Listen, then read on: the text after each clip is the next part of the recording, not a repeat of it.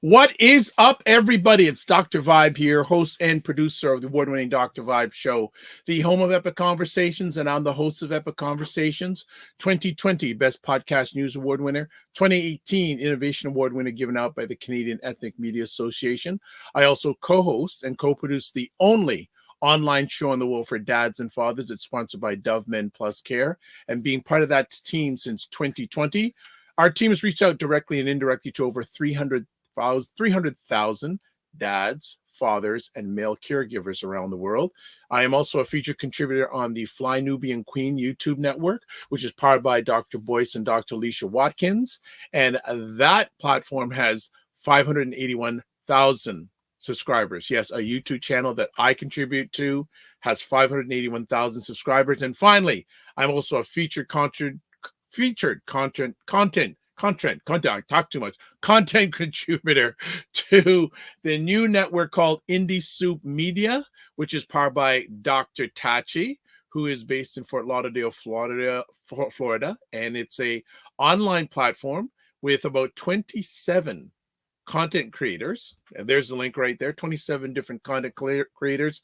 I am one of them. I also sit on the advisory board, and that platform has a reach of over 1 million people. So let's look at it. Let's do some housework before we got one returning friend and a brand new friend that I found out in the last hour I'm going to be friends with.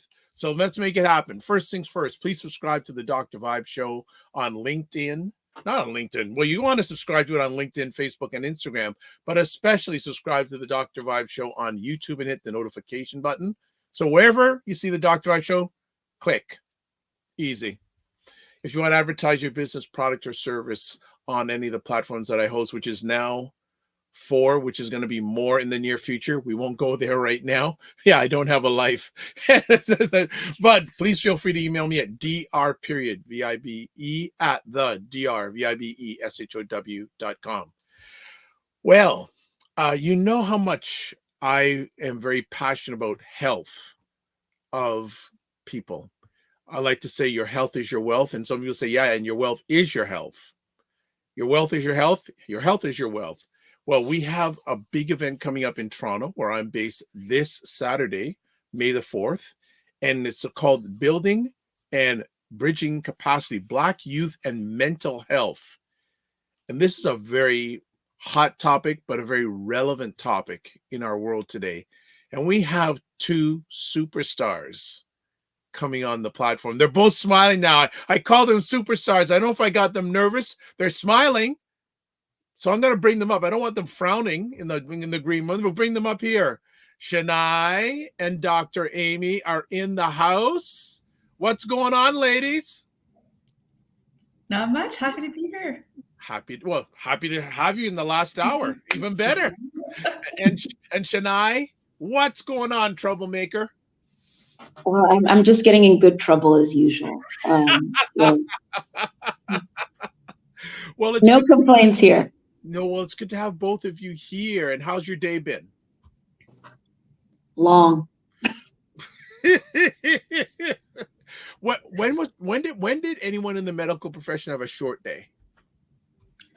Well, this is the thing. I mean, I'm technically not in the medical profession. You're part of an organization that's in it. So yeah. So I think it's definitely yeah. Community work is work.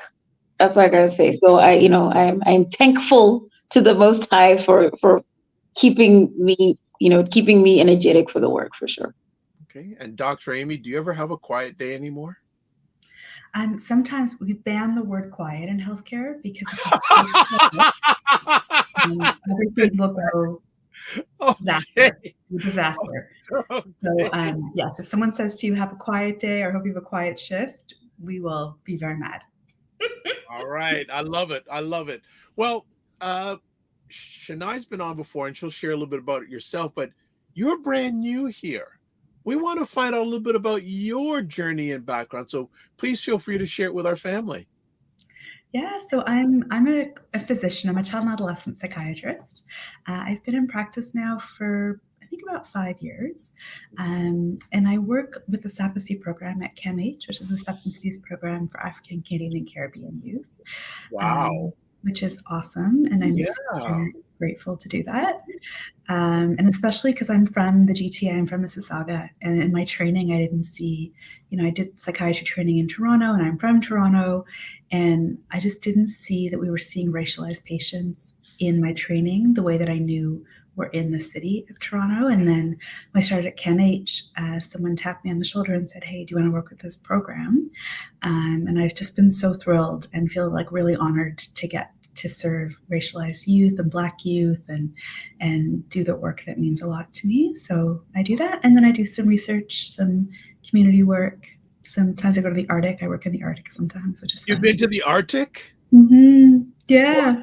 Well, I feel somewhat relatable to you because just before the pandemic, a few weeks before, I was asked to share at a conference in Yellowknife. Okay. Incredible experience. Mm-hmm. A game-changing moment in my personal and professional life. Assisting that community was still, I get emotional because it was just so game-changing for me. It really, really taught me a lot. Okay, we'll get to the Arctic in a moment, but I want to find out, did psychology find you, or did you find psychology? So psychiatry, and this is a common, no, it's okay. It's okay. It's actually a really good moment because I can explain, because people always clarity. Yes.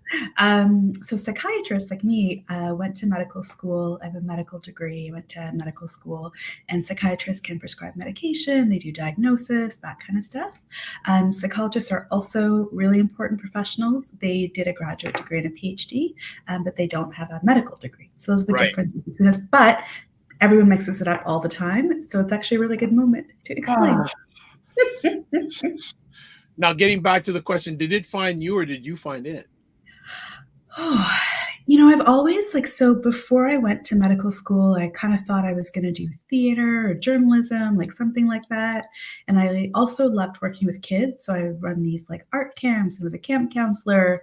But every time I was doing the camps, I wanted to hang out with the kids that were really having the hardest time, all the troublemakers.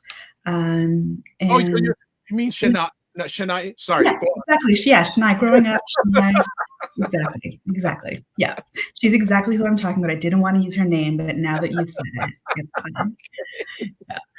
So I just really drawn to those kids, and I really love biology, and I like talking to people, and I like troubled kids, and so ended up in child psychiatry. Wonderful. Give us the moment, if you can remember, when you graduated. Which time? Okay, there's so many. Good. I like you. You got this subtle humor that's really good. I love it. You any one of them. Oh my goodness. Yeah, because there's been so much stuff happening along the way. There's been I've graduated from a couple of programs.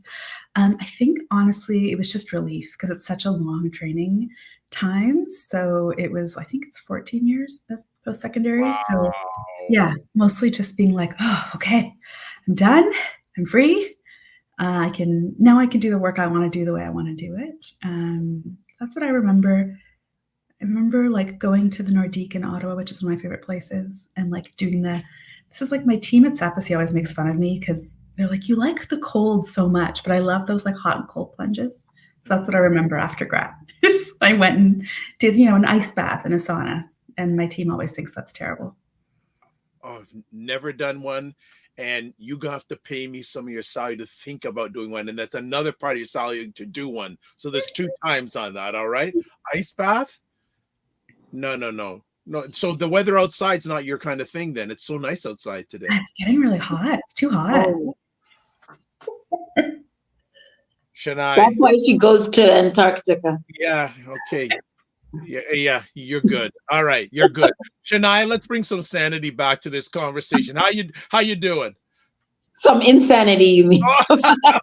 Well, after what Doc said, I'm going, no, that's too far on the edge for me. Give me some warmth once in a while, Well, I must say, up until the moment that Amy came on and her voice is just soothing, like those balance app or calm apps. Now I'm like, okay, Amy, I see why you do this.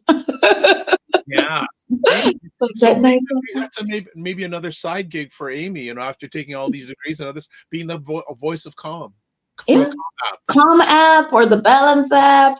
Like you could do it. But yes, so I am complete, as they say.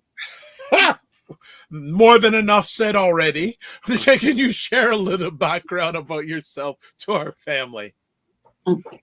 My name is Chinaika Dungre. I'm originally Zimbabwean, and I am the executive director of the Black Physicians Association of Ontario. For those of you who haven't seen, the other episodes where we've come on, the high level of it is we have programming that serves community on a Black health side, and our membership, which is medical students all the way up to established physicians. So it is not easy to be in med school. It's not easy to do residency. It's not easy to be a doctor. And so our organization offers supports every step of the way, whether it's partnership projects with community health centers and partnering, bringing med students to community health centers so they know how to work with Black community, all the way to when it comes to things like residency. We have mentorship that we do with learners. We do continuing professional development, so that the event we're discussing now is one of those where there are accredited events.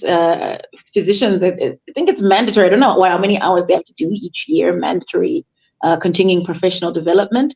And so after you get the event accredited, we do those, like we just call them symposiums or CPDs. So this is a mental health CPD. We normally had one a year. We plan to now be doing at least 4 a year, because there are just a lot of chronic conditions in community that need a bit more time. So our annual health symposium is, you're looking at like 4 or 5 different issues in that one event, but we decided we want to have some more sort of contained tracks. So watch this space. There's going to be women's health. We're going to be looking at kidney disease. We're going to be doing more sort of like cardiology type CPDs as well. So we'll be busy. Wow. Okay. I have a conversation piece. I don't know if I should drop it now or later. I'll hold it off to later. Let me ask, have you two ever met in person before? No. Saturday will be the first time. Saturday will be the first time. I just had to pull that out and say, I wonder if they've ever. Okay, Saturday will be the first time. All right. You know what? I'm going to take a break, because what I want to do when we come back from the break is lay a foundation about this subject. And then I'd like to transition how the event on Saturday is going to address this. But I think some background would be the best, and then get into the subject, and then also what you're seeing day to day with Black youth and mental health. Is that fair? Sounds good. All right. So you're watching the Dr. Vibe show with an Arctic person and a troublemaker. And we will be back in 2 minutes. When we come back from the break, we're going to discuss about Black youth and mental health. We're going to talk about the conferences coming up, and then what both these wonderful ladies are seeing front line when it comes to Black youth and mental health. So keep it locked, and we'll be right back. And that's what I feel like. You feel like you're the Harriet Tubman of the mind. I am. I feel like I'm one of the Harriet Tubmans of intelligent Black people. Like, I want to liberate y'all from like being left behind and ignored and oblivion. No, really, the rappers get all the attention. Seriously, does anybody else feel this way? Like ignorant Black people, they'll be all up, getting all the headlines on the Shade Room. Overly sexualized Black folks. Like the twerkers and the, just people that, don't always represent the best of us, the diversity, like people like Dr. Vibe. Like, everybody should know about people like Dr. Vibe. Dr. Really Vibe he's trying to do good work for Black people. Dr. Vibe from Toronto. Good to see you, my brother. Dr. Vibe. Everybody follow Dr. Vibe. He has a great show. He's very good at what he does, and I have a lot of respect for him. The men who are also doing the same thing. I see Dr. Vibe in here. He's a great brother. Everybody should follow Dr. Vibe, by the way. He's a smart brother in Canada, and we need to follow smart people. So follow Dr. Vibe. If you see him in the chat, and Dr. Vibe, say your name in the chat so people can see you. I want you to click on his name, and I want you to go follow him, please, because I want these men and women that are doing the right things to get the support they deserve. Hey, Dr. Vibe, how you doing, brother? Again, like I always do, I got to say everybody should go follow Dr. Vibe. He's got a great show. Dr. Vibe, I know Dr. Vibe's got a kingdom because I see your channel. I see you pouring into that every day. Everybody should follow Dr. Vibe, by the way. Look him up, Dr. Vibe, V-I-B-E. He's a great friend of me and my wife, and I love this guy. Okay, so let me hop into this. What's up, Dr. Vibe? How you doing? Everybody, if you see Dr. Vibe in the chat, everybody go follow the Dr. Vibe show. Dr. Bob is a real smart brother and a good human being. I like the guy a lot, and he's very intelligent. And I think everyone should pay attention to what he's got going on. We got to shine the spotlight on the intelligent Black people out here that are really doing the good work. Don't just pay attention to the rappers and the celebrities. You know, a lot of these people are losers. Your true winners are your people in your community that are really having your back. You know, helping us to have stronger families and a stronger community. So Dr. Vibe is in that category. So you might see the Dr. Vibe show in this chat. If you see him, please go follow him. Okay. All right. So anyway. All right. Thanks as always to Dr. Boyce and Dr. Alicia Watkins for their continued support. As I said, I do have content that's shared on their platform called Fly Nubian Queen, which is called their subtitle is Place Where Black Women Have a Voice. And again, that platform has 581,000 YouTube subscribers. And Dr. Amy and Shania, you'd like to know also, his Dr. Alicia has her PhD in social work. So she teaches students in the world of social work. She also is a certified trauma counselor. And there's two more things. She also has been helping Black families and Black couples for over 11 years. And she does hospice work in Chicago. When did she sleep? plus she has 3 kids. Okay, she doesn't sleep. Is what yes. So and I'm trying as much as possible to see if I can get her back on with some of you all, so we can have a North American conversation about Black health from a Black woman's lens. So I'm working on it. But let's talk about Black youth and mental health. What, from both your lenses, what's going on out there? What's going on the front line when we're talking about mental health and Black youth? Okay, so I can go first then. I would say, you know what, when I come on here, we always talk about the social determinants of health. And so for me, it is what else is happening in their environment that is exacerbating whatever challenge is already there. So beyond, I say, looking specifically at like mental health conditions, I would say that there's just a lot of pressure everywhere. And Black households, Black community are always going to, I think, feel it a little bit more than everyone else, especially in some of the communities we've worked in. I used to be in the school system in Peel working with Black youth. And a lot of what I saw was almost like, if there's trauma and it's not addressed, it would kind of just progress in different ways. And so someone would only end up getting into the system when it's gone too far, almost, right? So whether it is stress in the household, one or both parents are unemployed, so there's just a whole lot of pressure everywhere else. And so whatever mental health support you're looking at, like just trying to manage the crisis there. But other times it would also be, you get some people with who are not diagnosed, to say, with things like autism. And then the coping mechanisms, things get out of hand. They then need care. And then on the flip side, then you have people who have biological conditions, but also are not getting care because there is still a bit of stigma in the community, I would say. So I think it takes a lot for people to get to a point where they get care. And then if you think of the report Pathways to Care, this is looking at when people now want to get care, the barriers that they face. So I feel like there are just so many issues before there's a problem, when there's a problem, when you're tackling the problem, and after. And then in terms of the actual, clinics, if they're going and trying to get, Dr. Gajaria is going to talk more about that end, right? The psychiatric things that she's seen. But I would say even on that end, people are getting poor referrals. And so we're hearing about people experiencing trauma just when they're on their way to getting help. In the school system, a lot of time Black youth have the police called on them over just trivial things. If you're shoving your friend, normally you might get, penalized, like, oh, okay, you're going to have detention or something like that. But when I was in Peel, I remember there were issues of people calling the police even for that.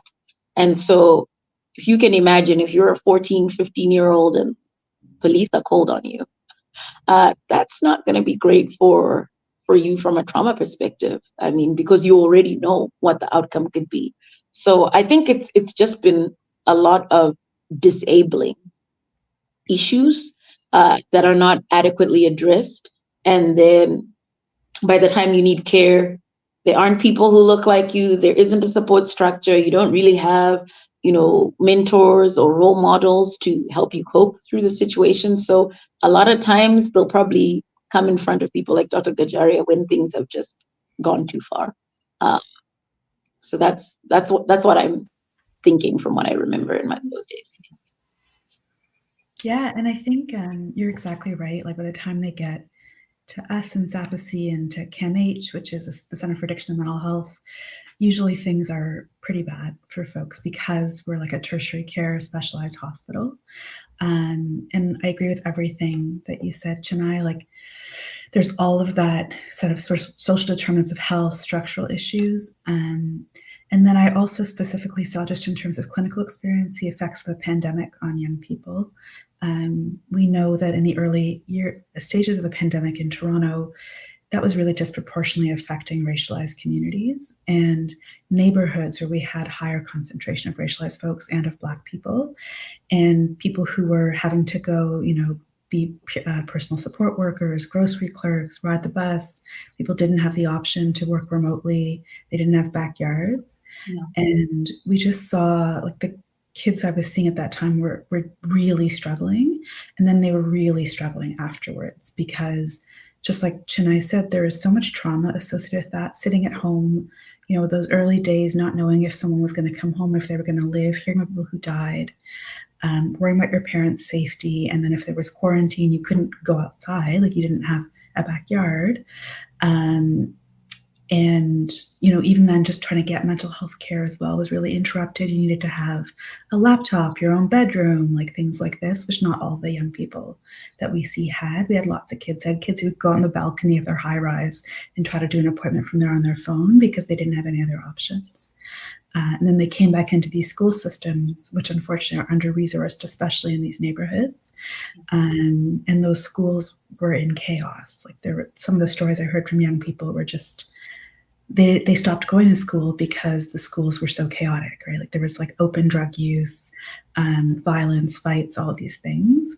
And so there's like years of lost kind of life there. And then what we are seeing in the literature and then in my clinical experience is rising rates of opiate use in Black youth, death by opiate in Black youth, which had not previously been an issue, as much of an issue. And then suicide rates, unfortunately, also rising, which historically had been a problem before. So it really kind of resonates with me as well with the work I do with Indigenous populations, especially up north, thinking about people who've been through so much trauma, so much adversity, racism, and like all of its different forms that really kind of tear apart families and cause these intergenerational issues that then become so complicated to untangle. But what I will say, because I like to be positive as well, is I see some really amazing outcomes. So I see kids that I think most people wrote off and said, like, there's no chance here. They're just going to end up in jail. They're not going to live, like all of these things. I often have learners just say, like, how do you work with folks that are so complicated and where there's not a good prognosis? And I say, actually, I've had kids stick with me for 5 years and then I get to see them. Like today, I just looked at one of my patients' grad dresses with her because she's going to university Oh, nice. Yeah, she's going to university. She's the first in her family to go to university. We have so many of these stories. Amazing. And we like looked at her grad dress because I followed her for 3 years, and it was just like so. I've had so many of those moments with kids as well. So it is very much possible to get better, and recovery is there, but we need the right kind of services for young people. Wonderful. Anything you want to add, Shania, before I go on? Just to say, I also remember even when you'd have circumstances where, let's just say, someone's been, sexually assaulted in high school. Sometimes victim services wouldn't call them back, and so I think there's some times where it's just this, you feel like the system's just kind of abandoned you. And I think that, again, exacerbates some of the issues. But what we've seen with some of these supportive programs, like wraparound has become, the key word, right? Yeah. For the programs in schools. There's been a lot of progress with that, because sometimes the problem is just neglect. If you have a program dedicated to being able to address some of those things, that's where you see these really amazing results, just because, you're comparing to nothing, right? So the little that you're doing versus nothing is making all of the difference. So exactly like Dr. Gajaria said, there's a lot that needs to be done, and sometimes it's surprising how little needs to be done to also change something. Okay, 100%. Well, with that sort of foundation, I'm going to put Shania on blast here. You've got an event coming up that your partner in crime here is going to be at on Saturday, but let's get some background on what's coming up on Saturday. On Saturday, we have, as it says, the Black Youth and Mental Health Conference, which is a continuing professional development event. And this event it's not just for doctors. It's actually tailored for all people who are on the front lines and are, what we'd call the first responders. When someone is in crisis or has mental health concerns. And so we have everything from doctors, nurses, social workers, psychologists, teachers. Yes. And I think a couple of police officers were on that list. So I think it would be really great if there are people who are still thinking about whether they should come, We're actually subsidizing certain community service workers as well, so that, because we just want there to be a change in the system. So if there are people who are working with Black youth in any capacity and do not have the skill set to have like a trauma-informed response when they're helping Black youth, as an example, this is for you. Like, this is an event we want you to come to, and it is hybrid. So we want that even the people who can't come because of distance can still attend and join us online. This is one of the first of its kind, and from what I hear from a lot of people, very needed. So I think we will be doing more than one, but we'd really love to have everyone represented. Well, it's excellent. And for people who are watching this live on the replay, the registration link is there. Also, whatever platform you're watching this on, live on the replay, before the conference, the link is there to register. Dr. Amy, what are you going to be sharing about on Saturday? So I'm talking in two places. One of the places, you're in demand, high demand. I guess so. Okay. So one of them will be a research project that we just finished, which is in a lot of ways drew inspiration from the Pathways project, which is looking at kind of what are the barriers for young people when they're trying to access mental health services in specialty places like CAMH from the voices of youth, caregivers, and stakeholders. And then we also got some really great tips from young people in terms of what they would want healthcare providers to know, or anyone who's doing frontline mental health work. What do they want? What does the community want? What would they want people to know? So I'm going to share that. And then I'm doing a session on substance use disorders and kind of the tips and tricks of what we call psychopharmacology, which just means how you prescribe medications. That's often questions that I get from other physicians or other healthcare providers. What do you do when someone is using substances, but they might need a medication? What are some ways that you prescribe medications effectively for folks? And what are the ways in which people are over-prescribing or prescribing the wrong medications when it comes to Black youth? Wow. Do you get any sleep? Not this week.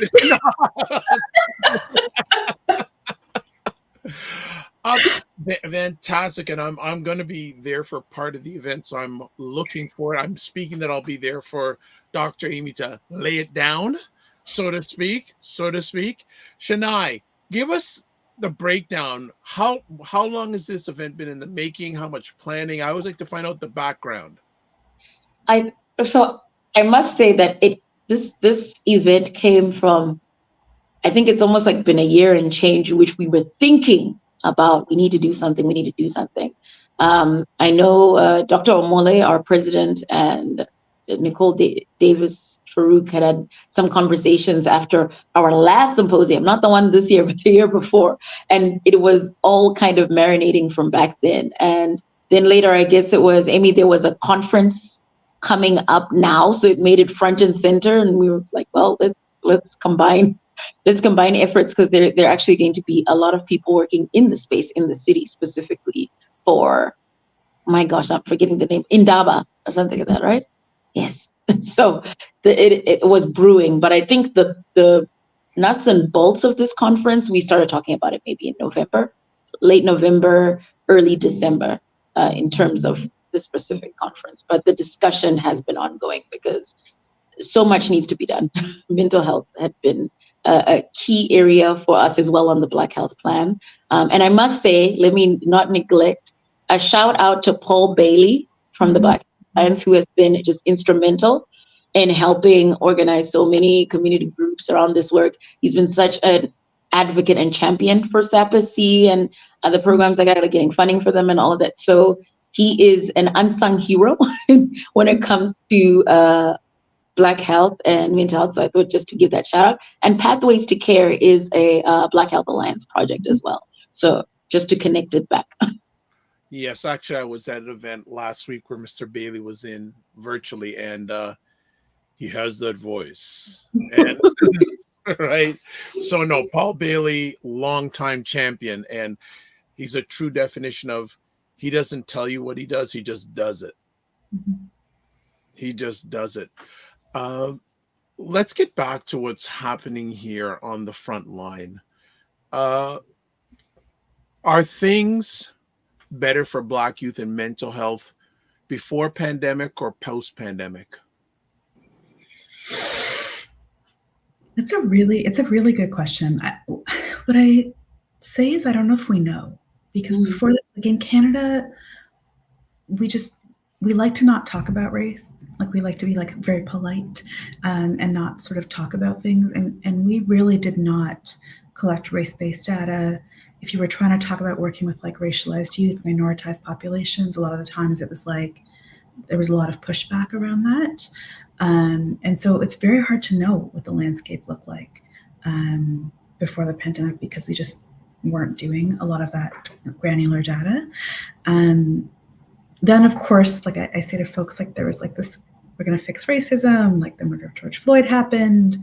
And people tried to like kind of say they were interested in give money, but sometimes that money was going to organizations that hadn't historically like worked with Black populations long time, like BPAO, like Black Health Alliance. So I would say pros and cons, right? Like there was an influx of money. It was great. SAPAC certainly benefited from that, along with the tireless advocacy. But we don't actually really know what it was like before. Shania? I agree. I'd say yes and no. And it's also, again, depending on the person, right? Because maybe for someone else, until mental health was a talking point, there was no exposure, there was nothing happening. So things may have been bad for them. But now that there's, all this work happening, maybe there's increased access. These are things we're only going to be able to see when we have more of that data to say, we used to serve 10 clients, now we serve 50. But again, we don't know, like I say, if that's a good or bad thing. Are we serving more people because there's more issues or not? But I'm inclined to think with these stats, like the opioid stats, I think it might still be tilting on their issues, their challenges, because even with what Pathways to Care was bringing out, I think there is we're struggling with finding healthy coping mechanisms, and we are living in a world that's really hard to cope in anyway. If the adults are struggling, what more the young people who feel like their opportunities are shrinking more and more, right? The more they hear about challenges and, chaos in the world. I mean, wars happening in other continents are impacting our mental health here.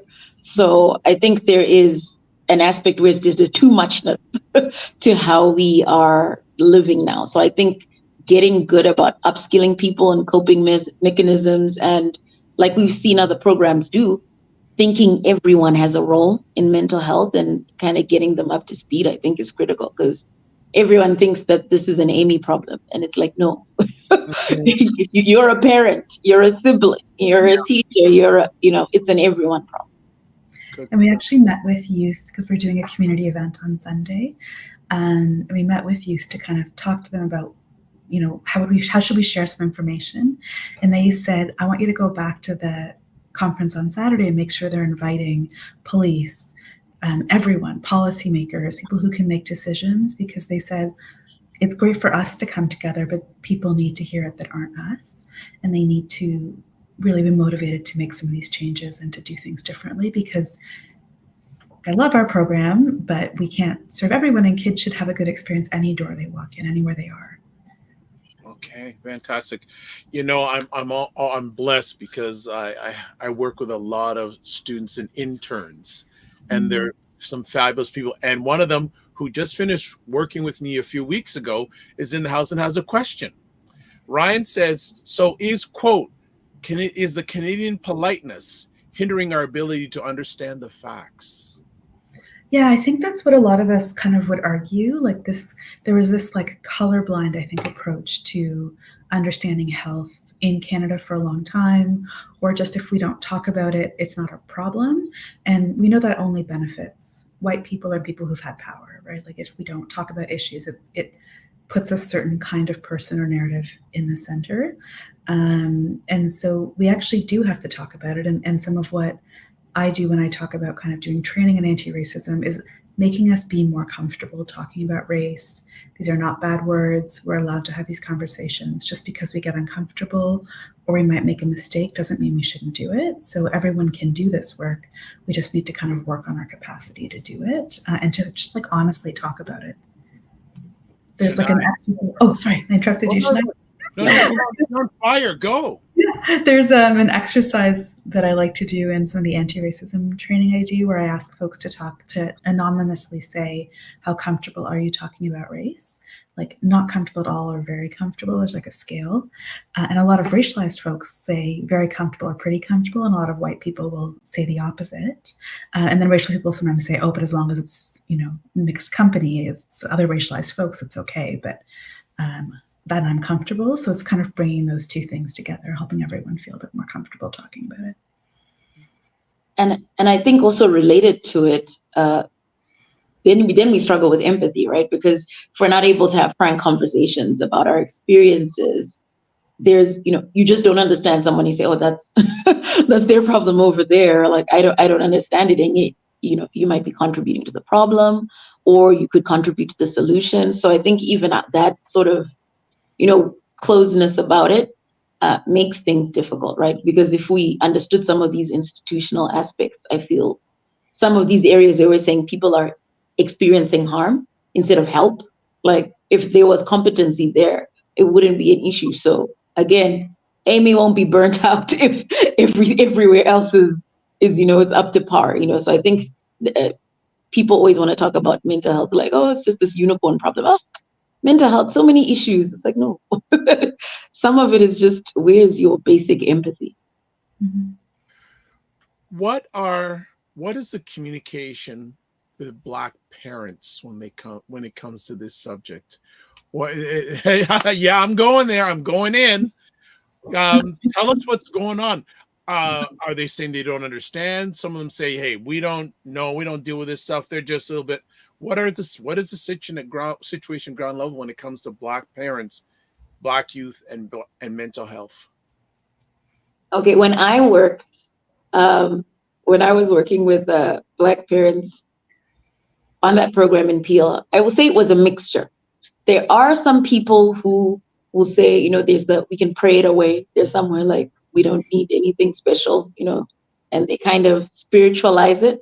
But again, I always say to them, if you can take insulin because you believe the doctor about your diabetes, then, you know, you should be able to believe all doctors about everything. So, you know, we need to put mental health in the same box as all health. Like, let's not keep treating it like it's some special thing. So I think there's that camp. It's still a form of stigma, right? Saying we're going to tackle it in this way.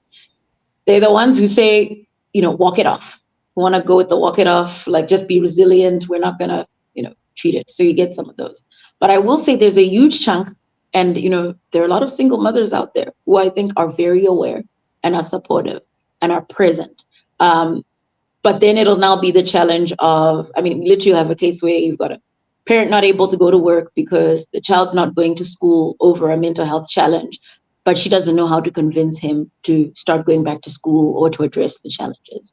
And then when they sit with the counselors, he's not saying anything, as an example. So I think there are a lot of parents who care and want to help, but are just overwhelmed and don't even know the first thing about how to get to the next place afterwards, right? And again, with some of these kids, there'll be real issues like someone survived being shot. You know, that's already, you're in immense trauma at that point. So of course, every other aspect of your life is going to be difficult, but your mom's not a clinician. So you're both at home and you're both overwhelmed by the situation, but you just, you know, you don't know what to do. So I would say the parents, you know, broke down into those three pods. And I do think the stigma is decreasing with time. I think you can't kind of avoid what's happening now. And I think I completely agree with you. I think there can be an over tendency of healthcare providers to like dismiss Black parents. I think there's like stigma on healthcare providers and ways that people kind of make these assumptions about mental health literacy and all of these things, and they over explain that as to why there's issues with access. And just like Chinna said, like it's a bit of the picture, but it's not the entire picture. You know, it's been so wonderful to have good experiences with Black parents, and they might come in feeling really nervous. I think they feel nervous and anxious. They've often had bad experiences with healthcare providers. They've often been dismissed, or they've been like kind of seen a certain way, seen as difficult, that kind of stuff. But if you're able to build like collaborative relationships with them, understand their experience, really center the fact that they love their kid and they want best for their kid, and maybe you can offer some suggestions and give them some space, and also like check in with them as well. And then another thing that happens for some of the patients that I see is that there's the intergenerational trauma piece. So the parent has been through something really awful as well. And sometimes they just, you know, they weren't able to access the healthcare they needed. They weren't able to access counseling. They're parenting out of their own trauma. And sometimes when they say, oh, just walk it off, it's because they were told to do that and they're not ready to look at what happened to them. But I will say I've had some parents, and it's like so beautiful, and we're like, look, let's just have you talk to someone. Like, we're not going to make it a big deal. We're not going to make a huge deal out of it. And I've seen these families where the young person motivated their parent to then get the healing they needed. And then they were able to come together as a unit and like talk about the trauma that happened to everyone as a family and move forward. And it's really beautiful to like see communities healing in that way. How much, and it's interesting, Dr. Amy, you mentioned this, how much impact has the lack of trust of the medical system by many Black individuals historically? How much impact has it had on Black youth and mental health? I think it's had a significant impact, but I think it's well-founded. You know, people talk a lot about the truth and reconciliation, for example, when it comes to Indigenous people, but there is no reconciliation without truth. Like, we have to look at what we've done as a medical system. We have to look at how we've acted as providers. We have to acknowledge the harms that have been done to Black people by healthcare providers. There's also lateral violence, like I'm racialized, but I'm not Black. So we have to acknowledge those things as well. And I think it's only when we look at those things and we're honest with ourselves as healthcare providers and healthcare systems, mental health providers, that we can even start to move towards rebuilding trust, because you can't ask people to trust you if you're not safe. That's like one of those fundamental things about trauma. If you're not creating an environment that's safe, that's okay, I'm never going to ask a young person to trust you, because why should they? That's a smart decision, right? If they're going to be treated poorly. So we have a lot of work to do to kind of clean our own houses, like they say, and then invite folks in. Shanae, anything you want to add? No, just to say I definitely agree. And I think even in Pathways to Care, the youth ended up saying they wanted care from people who look like them. And I think that's what's at the heart of it. It's not about something visual, but more of just the assumption of trust when there's racial concordance. And so even when I was working with BYS, the youth said, if the guidance counselor doesn't look like me, we're not talking. And I think it's because there were times they went and, kind of felt like, I don't know, they needed the protection, or there was also the labor of translation. And so, it's like, let me have someone who at least understands what I'm talking about.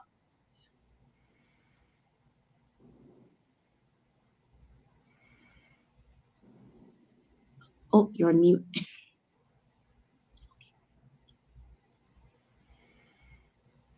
Too many screens open. There we go. We're back. All right.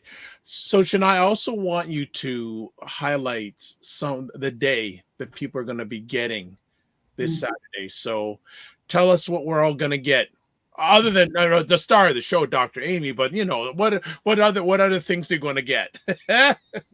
You're going to get an amazing State of the Nation address from Dr. Samra Saloo on basically what are the issues that we're seeing? What are the things we need to think about when it comes to youth mental health? Amy had already alluded to the psychopharmacology area, and I think that's really important because, again, we've heard about the things like cannabis-induced psychosis and all these different things. So it's really important to know how people are reacting to certain medications and things like that. So I think that's really important to know about. I think Dr. Akinton's talking about trauma-informed response. I think that is one I'm also looking forward to. Sorry, I'm trying to zoom in over here. What else? We have a bit of a track. Tionda from Pathways to Care / Black Health Alliance. He's also going to talk about some of the data, some of the research on working with Black youth. There's also going to be a panel moderated by our favorite, Mr. Paul Bailey himself. Oh gosh, that is too tiny a screen for me. I can't even see anymore. Okay, let me see if I can. I unfortunately had to do this on my phone in the end, so I am squinting for dear life. Okay, you know what? Amy, you can also help me because I know Amy.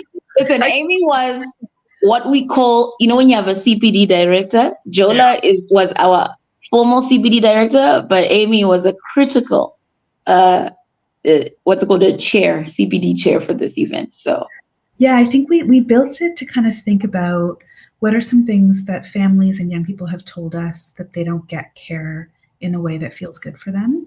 And what do we want healthcare and mental health care providers to know about? What are the sort of areas that are lacking? And so some of them are things like crisis response. So our panel discussion is going to be talking about the new Toronto Crisis Response Service. Does that actually work for communities? Is it reducing harm?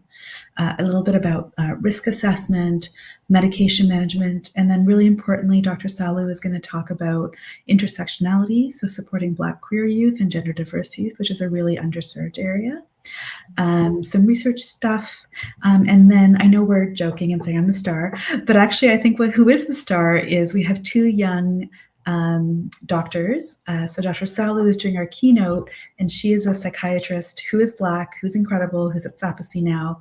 And then Dr. Samir Boulay is our closing speaker, who's a resident, who's also a Black physician. And we have some other kind of folks speaking through the day, but it's really nice to start and end with kind of the future.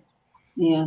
And Floydine and Donna were also really amazing in supporting how we were putting the event together. So it was a village that built this program. Sounds like it. Well, I'm not going to keep you for too much longer because Saturdays are coming, but I want to end that off with this. I want you to give calls to action for different groups I'm going to share with you. Government. So invest some of them. How controversial should I be? Invest. Okay, hold on a second. Do you know Dr. O? Yes. Okay, Dr. O will expect you to be right up front because she'll probably be watching this eventually. So you're on the clock. Listen, we spend a lot of money on policing, and that money, part of it could be used better for health and mental health, particularly for racialized communities. Shania, what would you say? How your message for government? My message for government is I commend them for their first steps in helping, programs like CEPAC and sort of like getting into that conversation. And I know you and Minister Tobolos really like reached out and wanted to chat to us about a lot of this work. So I commend them for their starting efforts. But I definitely think that the ultimate, I'm going to go blue sky here. The ultimate is that mental health needs to be more embedded in OHIP as well. Because if we can't, when I said we can't keep treating it as something separate and saying, if your bones are broken, we'll help you, but but not with this. It needs to be embedded just as much. So I think that there's more work that needs to be done in that area. Okay, next group, the education system. Need some good. So I want people to be able to access psychoeducational testing that does not cost $3,000 and require a 3-year wait. That is my ask for the education system. Shania? Yeah. Yes, for me, I think even like, we say peds stage, even younger, because there's so many things that people find out later on in life, and you're setting people up to fail if they only find out what their challenges are later on in life. I need some clarity. What is this testing? I'm going, okay, yeah, what are you talking about? So if you think someone has a learning disability, ADHD, cognitive challenges, things like that, you need to do formal psychological testing with a psychologist. It's quite lengthy. It's available in the school system, but the wait times are about years. They're years long for kids. So say you have a kid who's... Okay, hold on. Let me interrupt. Why is it so long? It's an excellent question, which is why we think it should be more easily available. Okay. Yeah. My assumption is specialists, red tape, because, we love our bureaucracy, right? And then the same way we have wait lists and everything else. I think this is not just for the psychological assessment. We have like a wait list problem on everything else. Mm-hmm. Yeah. My next group would be police force.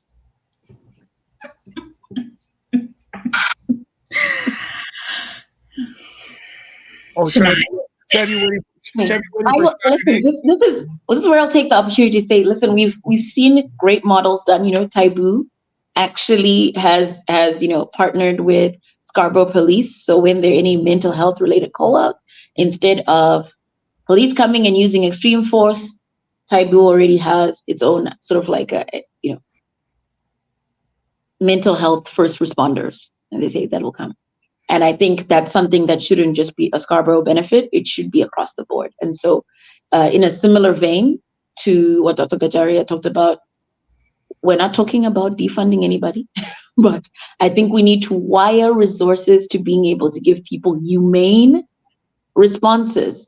And I take the TTC, and the number of times you see that someone is just very clearly struggling with psychosis, and like automatically there's they're harm to everybody and things like that. And I don't think it's the case. I think if we have a bit more empathy and there's some sensitivity training for police, and again, we have similar programs like what we're doing with Taibu, I think we can have much better results when it comes to that. And I think police will say, they don't want to be doing all of the things that they're doing, right? They don't want to be doing the frontline mental health work. And I don't think we necessarily want them to do that either. That's not really what police are trained to do. And so absolutely, we need like those partnerships, those things that kind of take that away. But that does require, like, if you're going to offload those responsibilities, that requires money as well. So I'm not saying take it all away. I'm just saying maybe a little bit. 3 more groups. Non-melanated people. I was going to save it to the last, but I've got 2 that I want to save for the last. So non-melanated people. Call to action. Please do not be afraid. Please do not be afraid and choose to step away or ignore or do nothing because you think you're going to do it wrong. Be okay with doing it wrong until you get it right. Like, learn. I just feel there's so much of just avoiding altogether and saying, oh, and we can't afford to do that. We don't even, physician population is Black physician population is only 2.4% of physician population. So there are not enough of us. So it can't be an us problem. It needs to be an all of us problem. Okay. I want to piggyback on that. You've had me a third situation. So we'll get out of here soon. What can be done to increase the representation of people like us on your side of the coin? Then they must support organizations like ours that are making sure that in the schools there's the environment and there's the support to be able to do the work. Medical education is difficult for anybody, but because of the barriers that are there right now for Black learners, that is going to slow it down. People are getting booted off programs. Amy will tell you, psychiatry, when we're talking low representation, is even lower. It's even lower in that, right? And I think there was some scary report I saw about like the few number of psychiatrists who are actually still doing like clinical work, because there are a lot of people who have the qualification but have just stepped out of it entirely. So I think we're still very under supported or whatever. Represented. Yeah, that too. Amy, you want to add, since you came through a system where you probably didn't see a lot of people that look like you? Absolutely. I'm South Asian. There are people who look like me, but definitely less like Black people and people who want to do anti-racism stuff. I think you have to make people, exactly like Shania said, like it has to be a safe environment for people. We have to recognize when they're, struggling, when they're actually succeeding, but there's racism that's impacting their evaluations. There's so many, the few physicians that I knew, the residents and physicians are mistaken for housekeeping staff all the time. They're in their scrubs with their stethoscopes. People will, and I don't say that to disparage like housekeeping folks. It's an important job, but every single Black male learner that I've ever worked with has been mistaken for housekeeping and never mistaken for a physician or healthcare provider. And over time, like that really wears on you. Wow. All right, 2 last groups.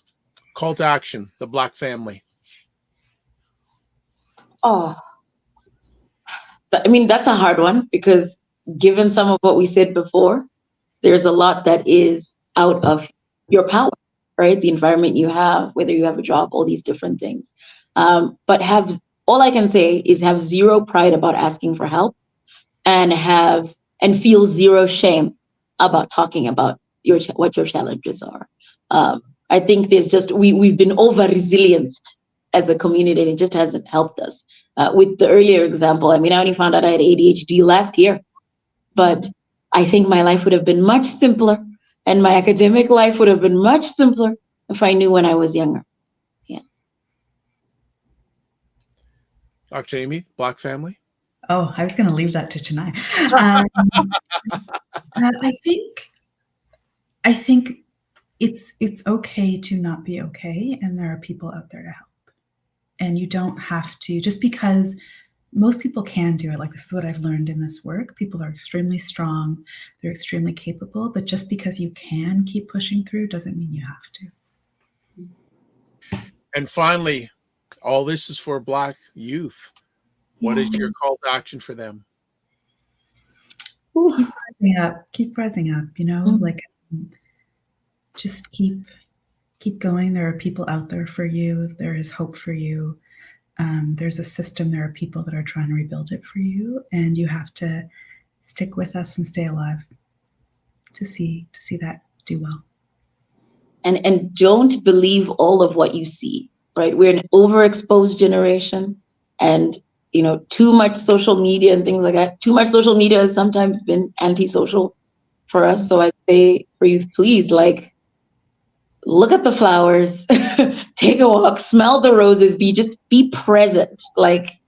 put the phone down sometimes. I think that makes it different. Well, that's going to happen in the next school semester with the Ontario high schools. No phones in the classroom. That's going to be interesting. Oh, that cold turkey. I'm like, I understand what they're trying to do, but I'm like, ooh, okay. We'll see how that turns out. Ladies, I want to say thank you for all you have done, are done, and will be doing. Appreciate you taking the most valuable thing you have in your lives, your time, to hang out with us. Again, conference is coming up this Saturday, May 4th, 2024. Also, if you want to get information on the conference, it's on the screen, but it's also in your comment section wherever you're watching this. BPAO. I got too many words in my mouth. BPAO.org.